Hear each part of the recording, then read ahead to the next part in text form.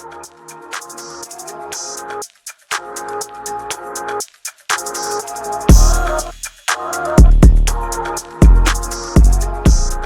hello.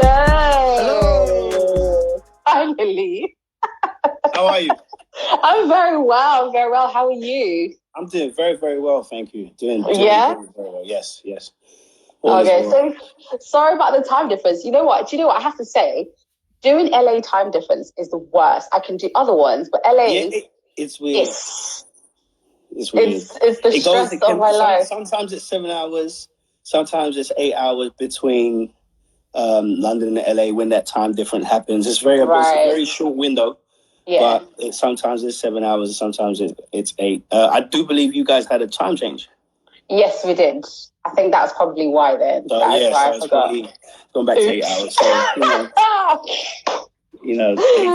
daytime, whatever that's cool. Yeah, totally. Yeah. So how are you? How's your day been? Like, what have you done today? Great. We've been up since the crack of dawn, and we've had Zoom calls, conference calls. We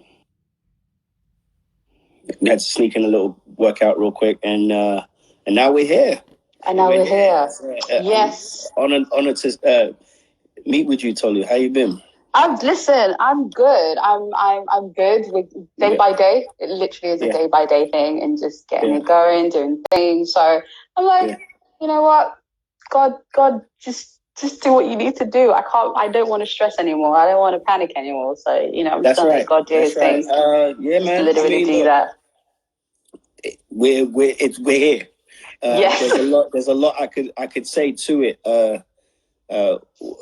Let's get on with it. Like, what's up? Talk to me.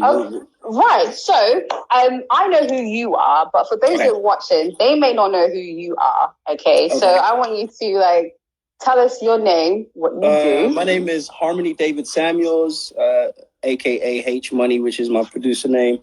I'm a music producer, born and raised in London by Nigerian parents. I actually was born in Westminster, St.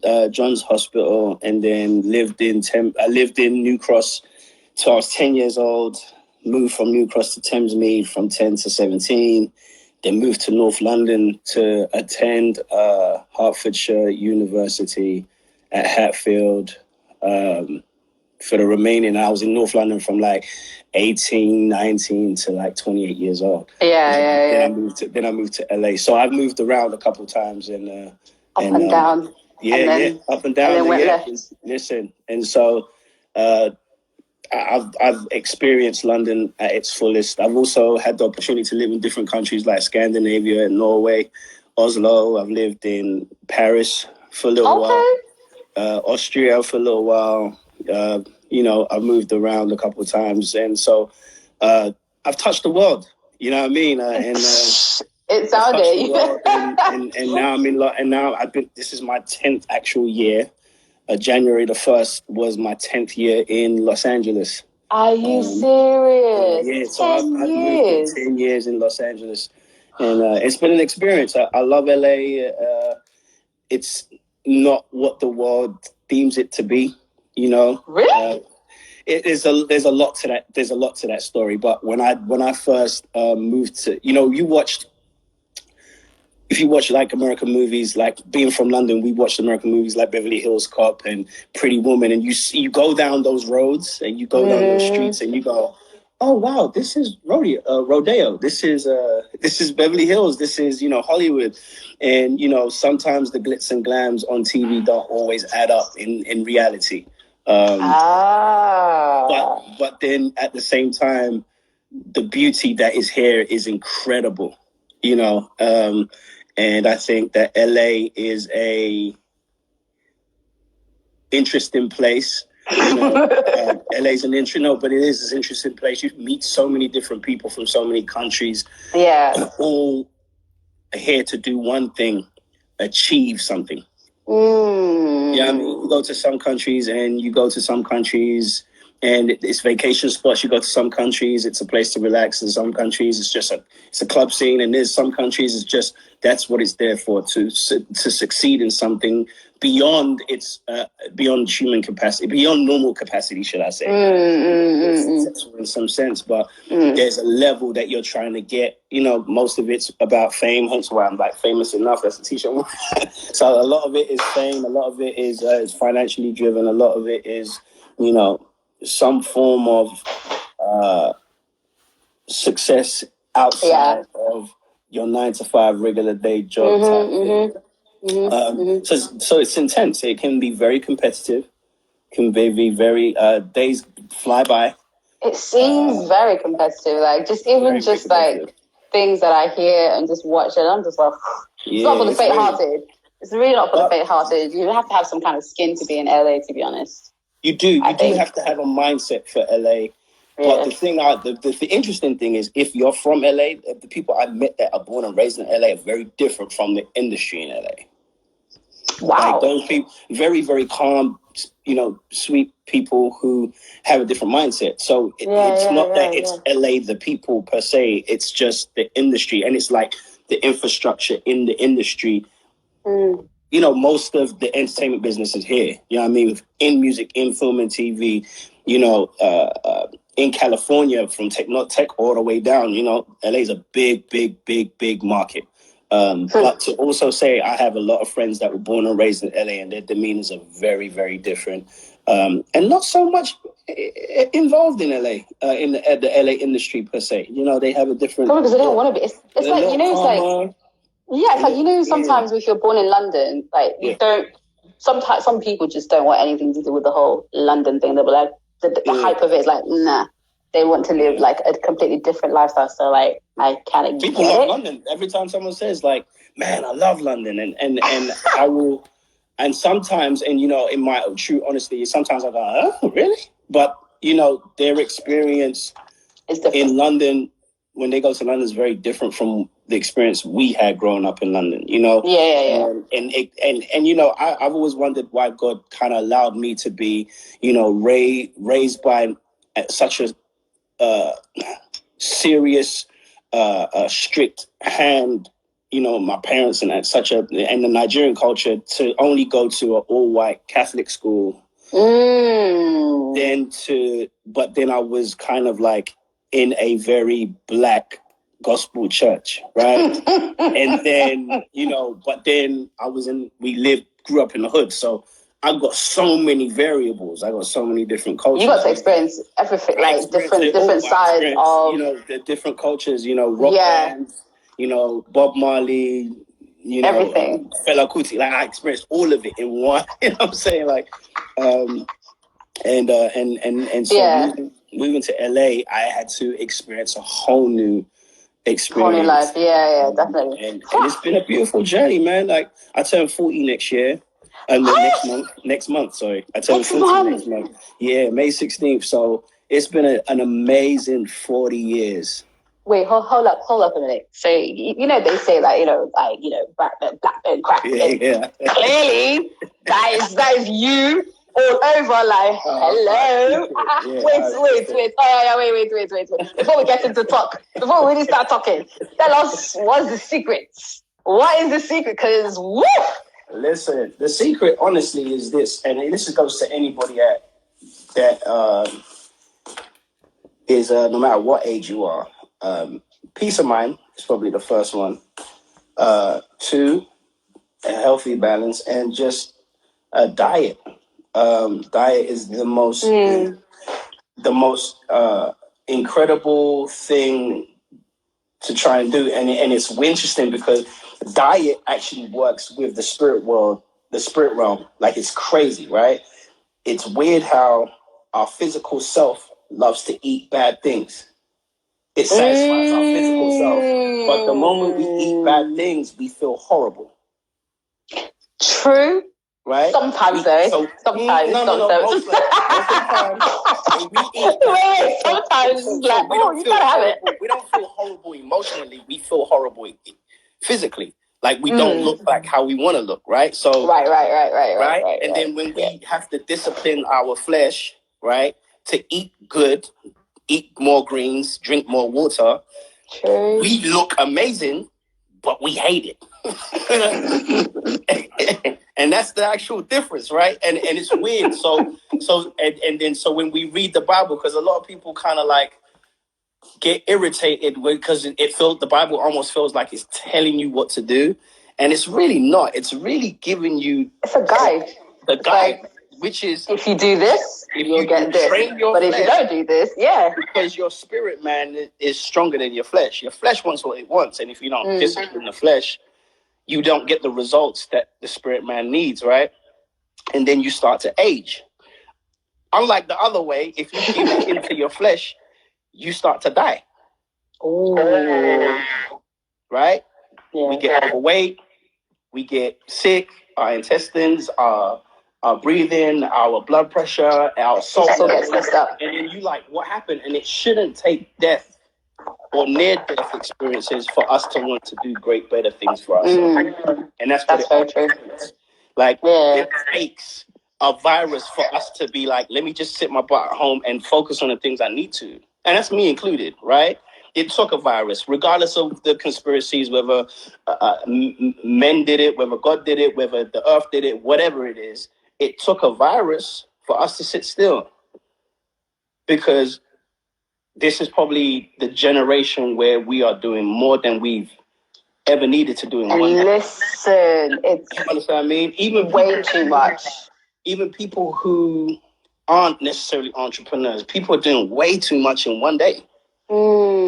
Way too much. You're not like we're taking everything for granted. We're taking the air for granted. We're taking, the sun for granted. We're taking the weather for granted. We're taking little things that we take for granted for sure. We're taking everything for granted. Now we're looking at outside like, man, if I can only just go outside. I remember when I used to just go outside. Yeah, but you didn't enjoy outside. You complained when it was sunny. You complained when it was rainy. You complained when it was cold. You complained and complained and complained and complained and complained. And now you miss it. And sometimes we need that lesson. It's a very, very big lesson for the world to take in. And whether or not, unfortunately, yes, we are losing a lot of different people. But life is that way. It's the cycle of life. It is. And my condolences to anyone that has been, affected by it. This season, because it's hard. But life is that, like, life and death. Like, there's one thing that will happen today. Someone will die and someone will be born. You can't stop that cycle. All that happens is, what did you do in that time? Well, how did you make the most of your life? Like, what did you achieve? So rather than me worrying about when my time's up, right? And rather than me being so concerned about what I do in that space, we have to be concerned and cognizant of, well, what do I do in this time frame? Yeah. But unfortunately, we're brought up in such an interesting system that we never are concerned about anything else. Right? We're concerned, right? If you really think about it, we're very, very concerned about death. Right? The one thing that we're all afraid of is death, right? And it's going to happen. It's going to happen at the end of the day. But what are you going to do with your time? Worrying about death when I can focus on living life. Like, living now. Yeah. And living for now. And even tomorrow, like, I don't have the answer for tomorrow. So all I can focus on is this moment. And for 20 years of my life, I kept thinking about the next tomorrow, the future, what I can do. And this unnecessary weight was sitting on top of me for years of trying to achieve these things, right? And achieve these goals that, it's great to have them. But if I don't take these day by day steps and focus on the day and give it 110%, what will happen is that day would only get 10% because my mind's focused on all the other days that I don't know is going to take place. We all had plans for 2020. We all did. All of us had plans, schedules, booked flights booked, holidays. Everything was all set. Everything was set. Everybody came in with their goals and things. Right. And I told people, you can always plan. I love it. Plan ahead. But never schedule anything, or at least be open to change. Because now this virus has changed all of that. And we're probably never going to go back to the schedule we had anyway. Do you understand what I'm saying? Like, we're it's going to never change going now. to go back. It's Like, going our to change. plans is, our schedules is done. Everything we scheduled for is done. So now what do? You have to focus on today, because we don't know when this lift is going to come up. We don't know what we're going to do in this time. We don't know what's going to happen in 6 months. Everybody's got a different answer, all the conspiracies, everything. Mm-hmm. So the first thing you got to do is, I don't know the answer. That's okay. Right? So let me just focus on today. What can I do today to better myself? Right. Step 1, pick the weight up. Right. Listen. Right? Step 1, get to the gym. Step 1, pick the book up. Step 1, wake up and get on your knees and try. Just do the first step, because the part we lose, the part that we lose in is the fight between getting from the no step to the first step. That's the part that we lose it. Right? Just getting out, actually doing it is the first thing, because you can be so like, it's like you want to do it, but there's something that's just like, is it your mind? That something is the flesh. Once again, remember I said it wants what it wants, right? But when it gets it, it never ends up being good for you. Right? So it's got to be the other way around, right?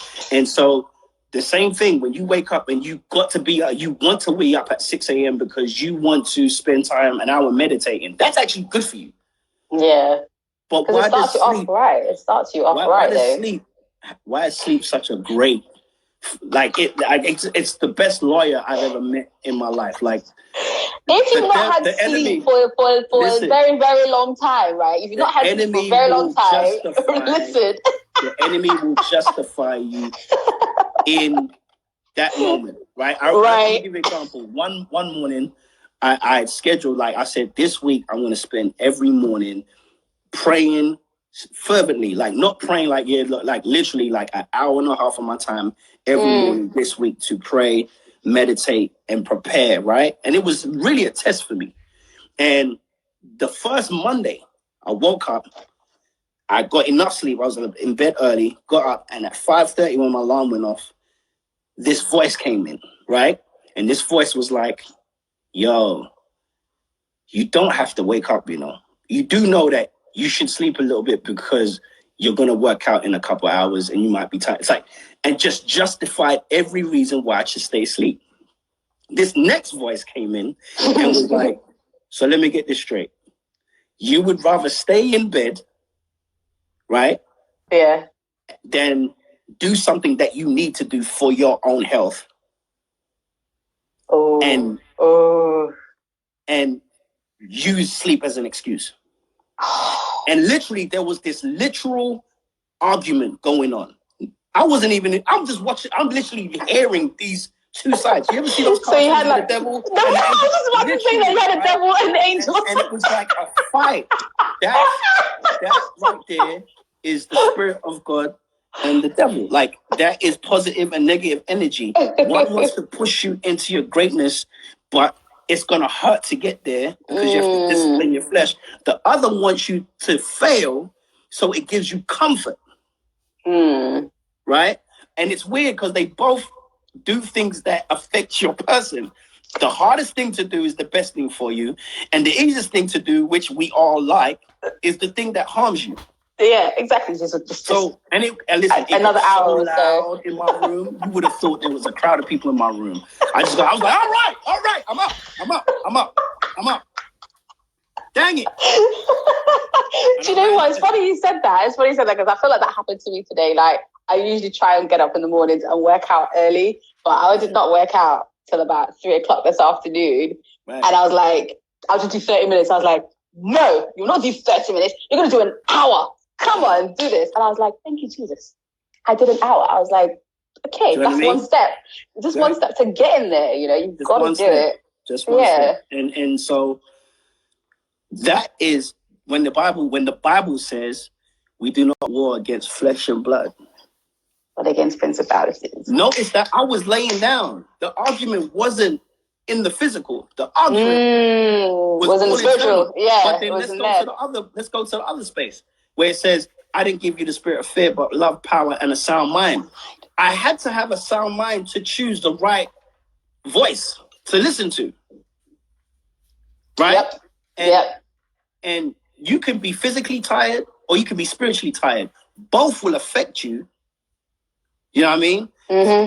And I remember one morning, I remember another morning where we had prayer at church. It was a 6:30 prayer, 5:30 prayer. It's 5:30 to 6:30. I had to drive to church to do the prayer.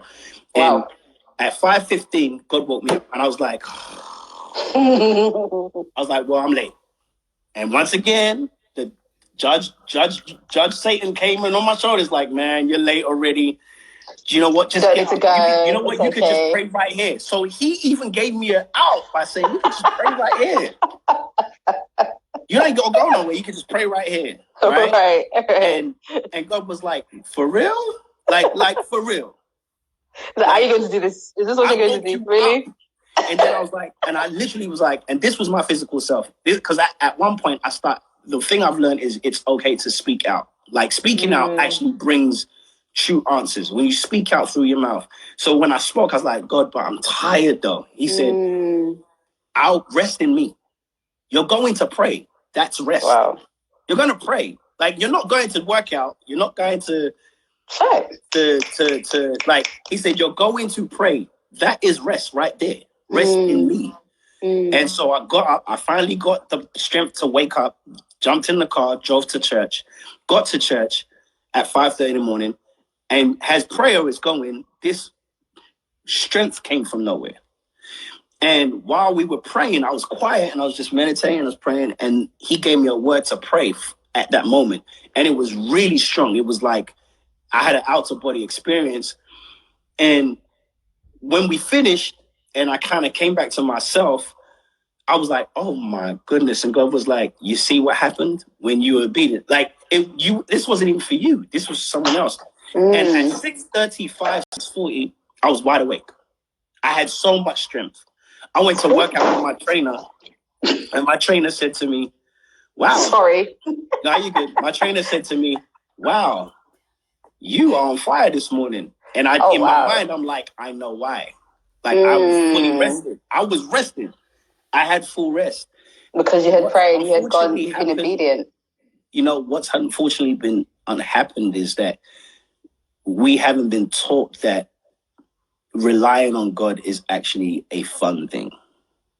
It's fundamental. Not only fun, but it's fundamental. But fundamental. Like if you break that up, it's fun and it's fundamental. Do you know what I mean? And the working out for me and became fun because I realized that it's not about having a six-pack or the muscles or whatever. It's about having health, right? Good health, And so you start to enjoy it because you realize I'm actually going to be I might live longer than my fathers. I might live longer than my uncles. I might live longer than people who have died early in their age. Why? Because right. But it also made me realize that spending time with God isn't hard. No. So why does it feel so hard? Because we've actually been taught it was a chore. The way our parents taught us growing up, wake up, it's time to pray. And you'd be like, It's like you didn't want it for yourself. You were doing it because you were being told to do it. Right? Yeah, you had to do it. It's not for yourself. It should never have been taught that you had to do it. It should always been taught that it's a way of life, right? And so praying for me is a way of life. But I also realized, I was also taught I wasn't taught how to pray, right? Prayer isn't necessarily an act of, prayer is a conversation with God. Right. Let's just get that straight up. Right? It is straight. So that means I can walk and pray. I can kneel and pray. I could sit and pray. I could drive and pray. I could pray all day, right? If prayer is a relationship with God, it's a conversation with God. And unfortunately, because people don't know that, they get tied to these routines. And so they think I have to pray in this particular space just to, you know what I mean? Like, just because now, okay, God, I got this off my chest now. I prayed, I'm going to have a good day. And it's like, no, dude, like it's a relationship, just like having a relationship with your father, your mother, your brother, your sister. You aren't forced to spend time with them. Yeah. You do because you want to. You do because that you grew up with them. That's your family. And that's the relationship we got to have with God. This is a relationship. So you're always there when I call. You're always there when I need you. And how about let me have one and find out what you need? You know what I'm saying? Can Lord, like I remember one morning, the first 2 weeks of the COVID, and I was battling with the idea of faith and fear, right? I had to battle with the idea of faith and fear because you're going to stand where I stand. I preach faith a lot. I speak about faith a lot. Our studio studies, we have a thing called Studio Studies in LA. Which I need to talk to you, which we want to talk about. Like, you literally, like, I think it's like, I don't need to speak because all the stuff that I was going to ask you in terms of the faith thing with COVID-19 and how you're coping, you're just talking it. Carry on. I don't need to do nothing at all. Continue. Shout out to Amy. She said, when you pray, you don't have to shout. In fact, it's funny that she said that. In Black cultures, we think shouting brings more of a presence, and it's like, it's not. I know why she said that too. It's so true. He really does hear the desires of your heart. So he does. When people are like, and screaming and shouting, I'm just like, yo, good. Is this right? Is it? Should we do it? Is it in the Bible that we need to shout? You know, yes, we do a shout of praise, great, but like, do we need to shout when we're praying? Is that the thing? If you're filled in with emotions, yes, and your emotions evokes a shout, please, by all means, do what you need to do. I can't hear you. It's cool to do. And you know when I knew is when a friend of mine one day was playing around in the studio and started doing these like prayer, like, can you hear me? Okay, that was a second. Okay. So yeah, a friend of mine was in the studio and they were making jokes about in prayer, like, and I was like, it's so funny. I know about 10 people that do the exact thing. Which means, are we being honest or are we practicing what we see from other people that we think? Do you know what I mean? And so sometimes when I pray, sometimes there is a yell and there's a shout, but sometimes there is a quiet moment. Yeah. Sometimes I'm just emotional. Like there was a time where I woke up and I thought I said, you want me in your presence? I'm coming. And as I was in his presence, I just cried for an hour straight. I was fine though. Nothing was wrong with me. But I realized what that was I was just grateful. And that was my expression. Yeah. And I didn't need to say anything more, right? Prayer is whatever your relationship is with God. Right. Right? Exactly. We got to stop treating God like he's Santa Claus, where we only go to him and take when we need something Christmas from him. Gifts. Yeah, Lord, exactly. If you just handle this for me. Can I have this? Can I have that? And the thing is, God let me know it's all been supplied. If you read Genesis 1, I did it all. Like I don't make chairs, I make trees. You make chairs, right? I don't make chairs, I make trees. You don't know how to make a tree. I do.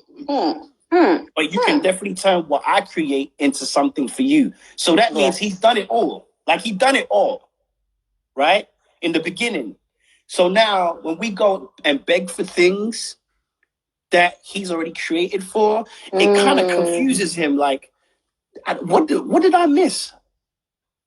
And that's why we need prophets. That's why we need pastors. That's why we need, teachers and leaders, because some people, there's a disconnect between, and that's why Jesus was created, to reconnect us. Right? And even as Jesus came, he couldn't come through another human being from man to woman. He had to come from spirit to woman because there couldn't be any contamination. He couldn't be born with insecurity. He couldn't be born with anything. It had to be pure. It couldn't be anything passed on from something that was passed on from our parents, right? Which means we're all born flawed. Absolutely. Absolutely. But then that's when you have, when you give your life to Christ and you basically become a new person. And you live and you strive to be a better person, to be Christ-like. Man, so that's a hard walk. It's hard. Do you know what it is? The walk itself, when people say, give your life to Christ, and people come up to the front and they give their life to Christ and they say, I give my life to Christ. And I'm like, I worry because my worry is that giving your life to Christ is still someone you don't know. And even when you read the Bible, you still don't really know, right?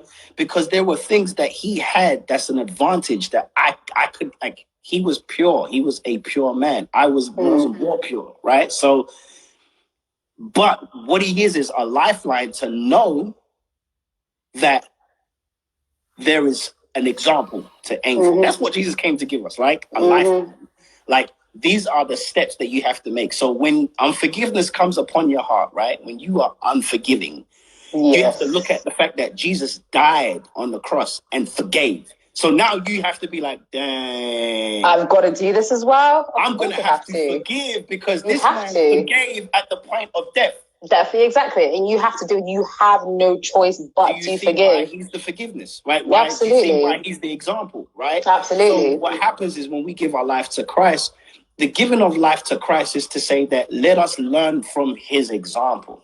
Let us learn from his walk. Let us know and understand, like, but we also have to understand we will never be perfect like him. That's why no matter the miracles that the disciples did, they never could be like Jesus. Yeah, absolutely. They lived like Jesus, but they could never be like it. Yeah, right. You have to be like Christ-like.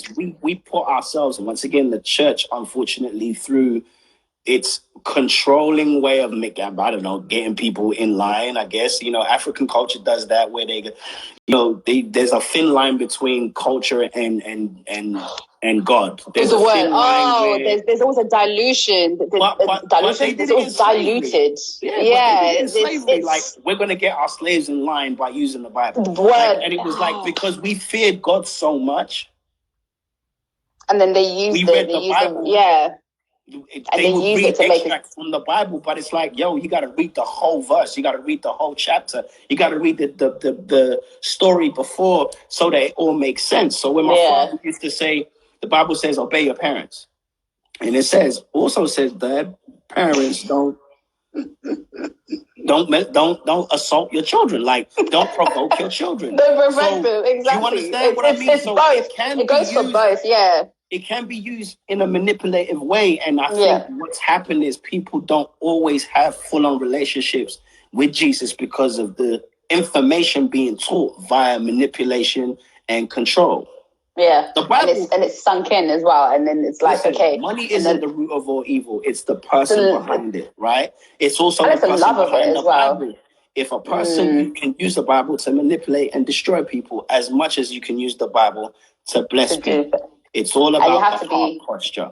Exactly. Don't get me started on heart posture, because that's another whole load of conversation that we need to that we can actually get into. There you go. But one of the things that I did want to talk about is obviously because you pretty much talked about the faith element part of being in during this season, because obviously for you it's definitely changed you. It's your relationship with God is on another level, which is better, because, and I think it's forcing everybody, even Christians, to be like, this is the time where you need to sit and be still and really tap into what God wants to do with you, or what will strengthen your relationship. Right. And I think this is the perfect time for everybody to do that. So with that said and put aside, how has it been work-wise for you? Because obviously a lot of people in entertainment right now are really being affected by this whole thing that's going on. And obviously I work in entertainment and the arts as well, and I feel the effects too. So for you, how has it affected you? Because I know people, it's stumped them financially, let's be honest. Like, whether you're rich or not, it stumped you financially. So how has it for you been, like, in this as a producer? It's quiet. Just honestly, it's quiet, but it's a healthy quiet, because I feel like we can get caught up in a rat race. And unfortunately, my spiritual father, rest in peace, Miles Monroe, taught a sermon 10 years ago called Learning to Cope Through Crisis. Right? Wow. And I'll post it. I'm gonna post it on my IG story later on today. So for you guys understand. This was in 2013, and what he explained is that you know, when crisis, one of the things that happen in crisis, because it's happened before, pandemics have happened before, crisis always happens. You got to understand, if you look at Hurricane Katrina, that was a crisis. It didn't affect you in London, and it didn't affect the people in Africa, but it affected those people in North Carolina, I believe. And that was a crisis, an epidemic, it was a pandemic for that city. And unfortunately, because we're all facing it at this time, we all get, you know, we're all like, oh my God, this is really like a lot. All crisis has a beginning, a middle, and an end. And what he taught was the choices you make in the middle of crisis will determine the outcome when it ends. Wow. And what you don't want to do is make rash decisions in the wilderness to only come out on the other side, because you don't know what God's about to do on the other side. That's right. And be stuck because you made choices in the middle of crises, right? And unfortunately, I feel like their faith is being tested. See, and especially because a lot of people walk around giving a lot of motivational, inspirational conversations and speeches and saying God this and God that, until we get to here. Now it's like, okay, for real, all this stuff that y'all been preaching now you have to walk it out. What are you gonna do? Pretty much. And some of the things that I experienced is that now there are things that I don't believe we were born to be systematic. I don't believe we were born to wake up, go to work, come home, and do it all over again. And then Sunday, go to church, praise God for 2 hours, come back home, eat Sunday dinner, and then do it all over again on Monday. Like, I just don't believe that's what it is. And sometimes I feel like we got caught up in that, and God had to shift everything, right? Even if it looked bad. You have Think to. about it. You have to move. He had to allow his son to die. He could have killed. He had to allow his son to die, even just so we could live. Maybe in this moment, this is an opportunity for us to break away from systematic programming that the enemy has set. Maybe this is an opportunity. Have to unlearn a lot of things. Listen, to learn. Maybe this is an opportunity. Like Pastor Miles Monroe said, this is opportunity. When crisis happens, whoever takes advantage of the opportunity in the crisis always comes out better. And I was like, whoa. So then I had to sit back and be like, well, what is the opportunity? Yeah, what opportunities have you seen in this? And so for me personally, I'm writing my books that I've been wanting to write for 5 years. I haven't. There was a whole heap of business plans that I just I didn't have time to do. Right. And I'm able to kind of rebrand what I'm building right now and really go, okay, maybe my next 10 years is going to look different. Yeah. My next 10 years is going to look different. And because God has given us a chance to say, hey, life might not be how you thought it's going to be. So how about you pull back from some of the ideas you had, pay attention and readjust yourself. This is a chance to readjust yourself and attack life differently, because where you were going and the speed you was going at, you may have crashed. This is it. Right? Yes. Because we don't know what the left turn is. We don't know what the left turn is, right? And I know that you're a very hard worker. Like you go in, you work like till dusk till dawn. Listen, that's when you work. Yeah. And don't stop. Like, so I'm in a way happy for certain people that this is happening, because it's like you needed to slow right down. We know that you love your work, because obviously you go in and you always produce 100%. But this is like some people just needed to really like slow down, because burnout. Some people need to also change. Because you know what? Let me tell you the thing about the one thing that I learned. Mike Todd said this, and I was like, me and him is on the right page. Our agenda and God's agenda are two different things. And that means sometimes the walk that we want to walk doesn't coincide with God's agenda. Yep. And so the career paths we choose because we think that's what we want to do. Because that, once again, our flesh wants us to do that. It likes that. Is what determines us going into, you know what I mean? That next phase. Yeah, definitely. Yeah. Right. Definitely. And then sometimes God is like, 1 second, hold on. Sometimes God is like, no. Dang it, hold on. Let's ring my phone. Hello, please leave a message after the tone.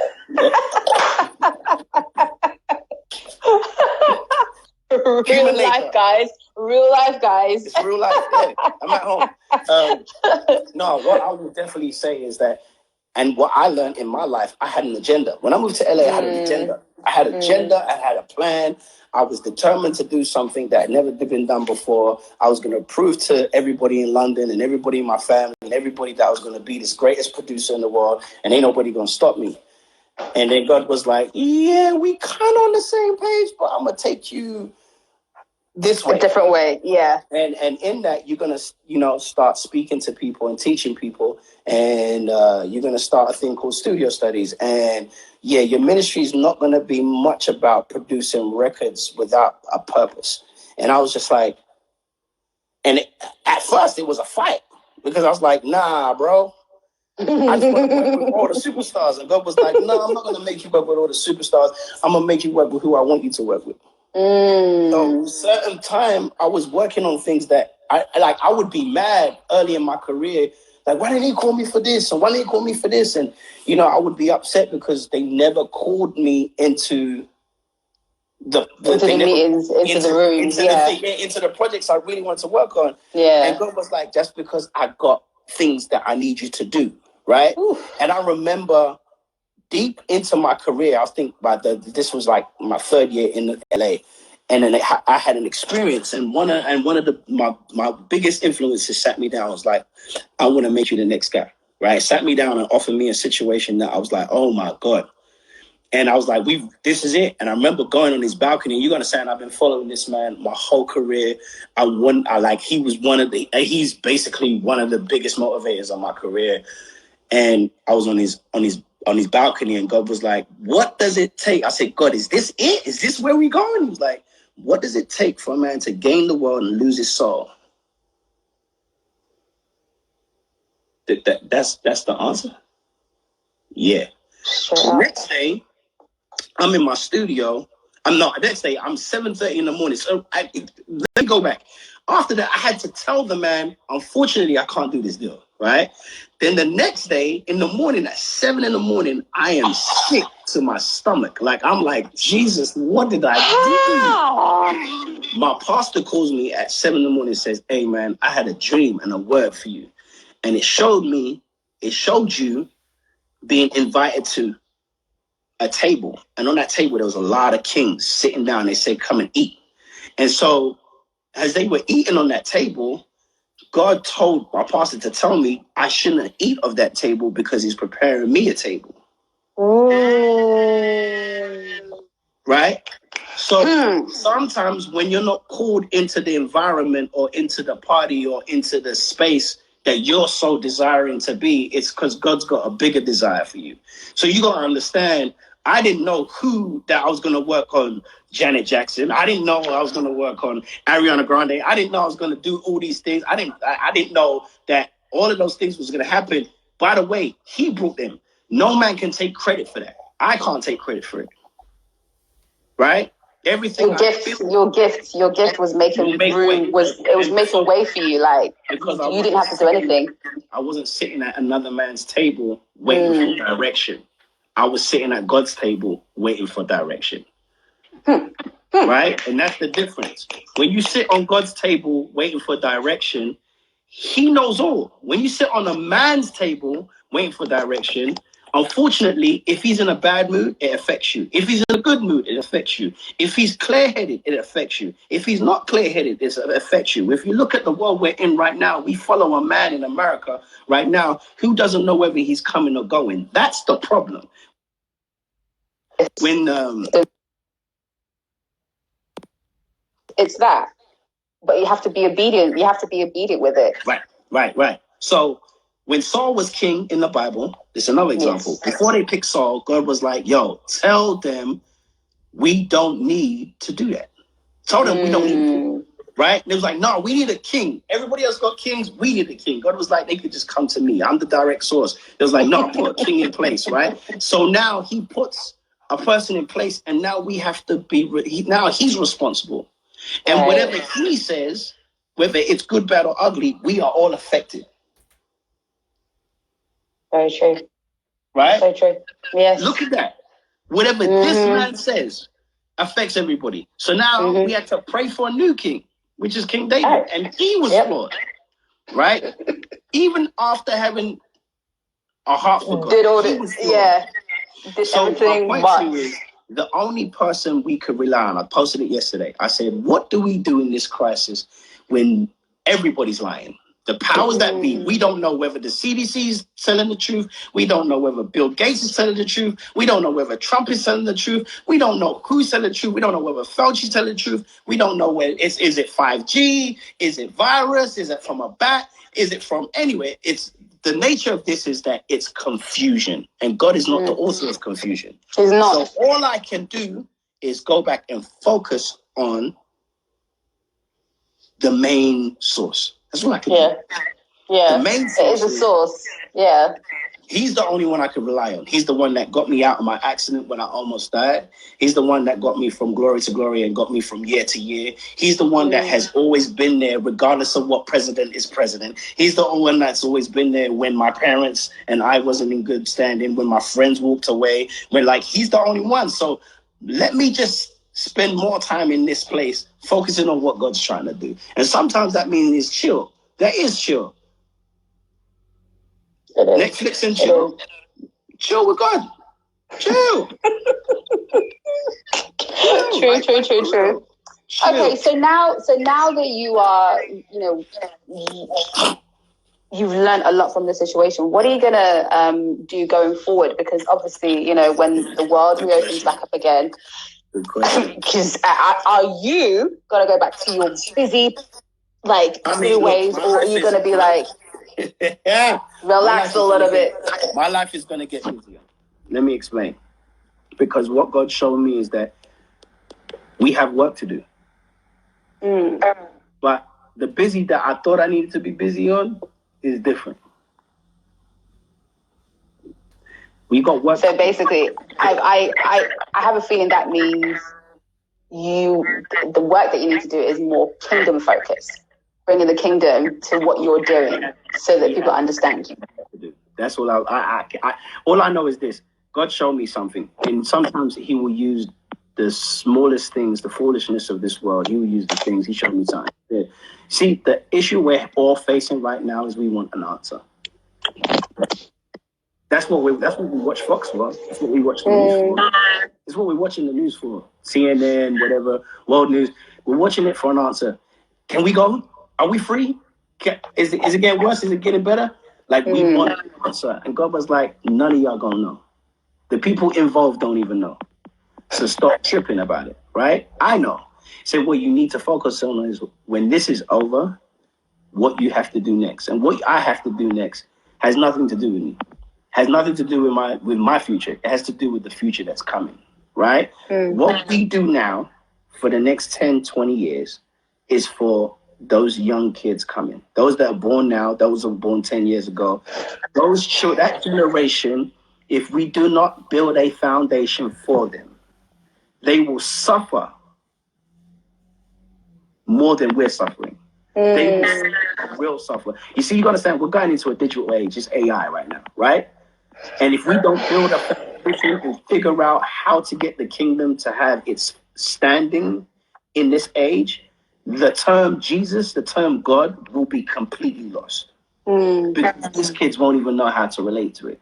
So we got a lot. We have a lot of building, adjusting, changing, letting old things pass away because we're in a new space. Stop allowing religion and cultural barriers keep us from building. One of the things we got to stop doing is making excuses. for why we don't do. We don't have the resources. Like, why doesn't the church and the kingdom have the resources? What are we talking about? We got to stop making God look like he's weak. We got to stop making God look like, in the Bible, those kings and those men. And this is a time to rise. This is a time for the church to rise. God was like, you knew those people. They said those people, those are the people of God. Because of the way they stood, their resources, the way they looked, the way they acted, the way they moved, the way literally you could physically see it as well as it was spiritual, right? Absolutely. And that's the problem. We like to make everything look like, yes, we are holy. Holy doesn't mean broke. Holy doesn't mean poverty. Holy doesn't mean, that's false humility. That's like, the kingdom should be strong. The kingdom should be physical. It shouldn't just be a thing that we think it. Kingdom in heaven as it on earth as it is in heaven. So it has to be physical. And I don't think we know what that looks like yet. Not yet. I don't think we'll have to study for that. What that looks like. I think that it maybe had a time here, but I think that we have to change its look, because I think we need to refurbish the whole look. Like, I feel like the kingdom looks different in this digital age. I think Mike Todd tapped into it from Transformation Church, because I think he was able to transition into this digital age like that quickly. Yeah, because they were pretty much prepared for it. And I think everybody has to be prepared. From 4 years ago, when he changed the way they even presented church, right? And I think he's been able to move. He said the other day, on Sunday, they had 200,000 people live on Sunday. Mad. His church building couldn't hold 200,000 people in one setting.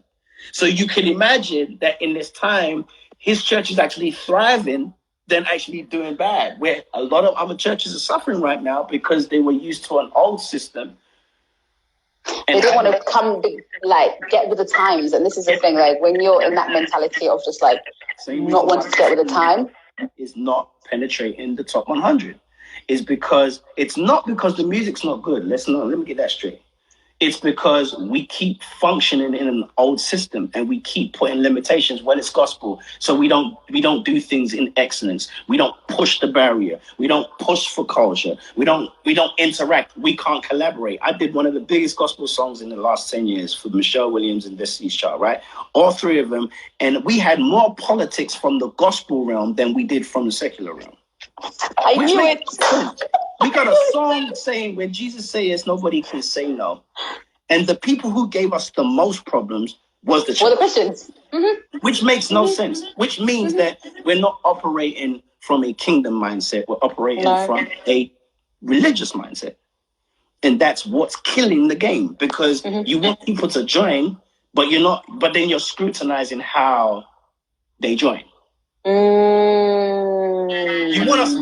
Like, Jesus didn't scrutinize the woman at the well. He didn't scrutinize the man that they brought through the thing. They didn't scrutinize none of the people that he gained, right? He didn't scrutinize anybody. The only time he scrutinized someone really is when he went to the church or the temple and they were selling, and he took a cane out and went crazy. But he didn't scrutinize how they got in, whether it's through a church door or whether it's on the street. And that's the problem. Yeah, it's a trap, and it's a trap. We've created our own system. We're comfortable in that system, and if you want to come join us, we'll let you in. But we ain't gonna do anything. We're gonna do that, right? Listen, there's a couple more. You know what I'm saying? And that's why there's a line where we've got youth. Okay, this is gonna cut off. This is gonna cut off in like 8 seconds, but we're gonna come back again because we need to finish off because I know there's 3 more. So in 2 seconds.